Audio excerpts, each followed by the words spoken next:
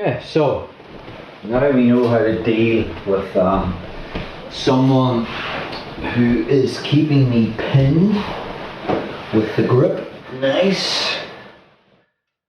Another thing we can be thinking about is when I open with my right hand, there's a lot of things to remember. I have to turn my body so the profile of this slides off.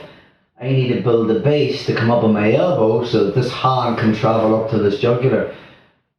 You know, there's a lot of little movements there, but another thing you can be thinking about is just look over your left shoulder, or just look over your far shoulder. So it can just be that, to get that in. So I'm just looking behind me.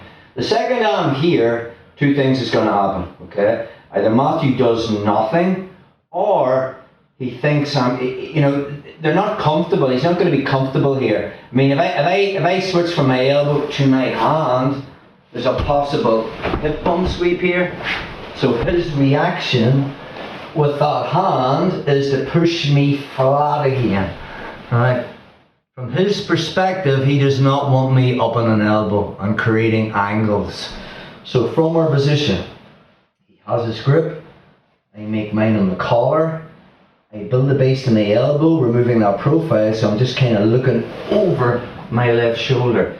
The second Matthew flattens me out, he's pushing me to the angle that I need for the cross collar choke, the overarm one. So we talked about this on week 1. I just slap this in, the wide bit of my wrist here. I'm going to make a grip on the spank new Manto gi, and now from there I curl my elbow in to make the connection, and as usual it's the first initial grip with the wrist, the curl of the wrist, that gets the choke, which we covered on week 1. So again, from there he's made the grip, my hand's in here, I just build the base to here. The minute he flattens me out, it's just that.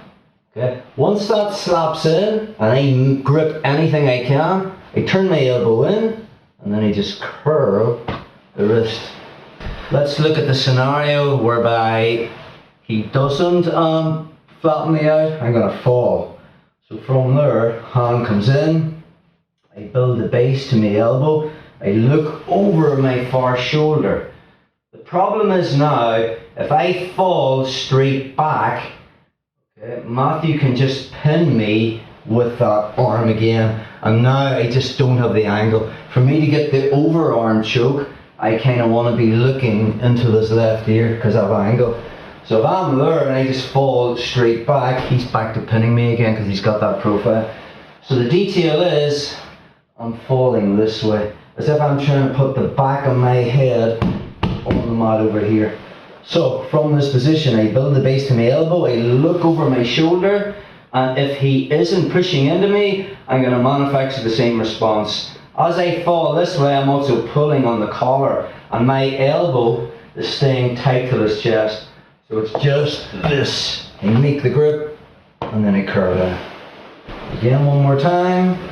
He's in his usual position, keeping this arm straight. I find the lapel, I can't reach it yet. So now we need to deal with this stiff arm and Matthew being postured.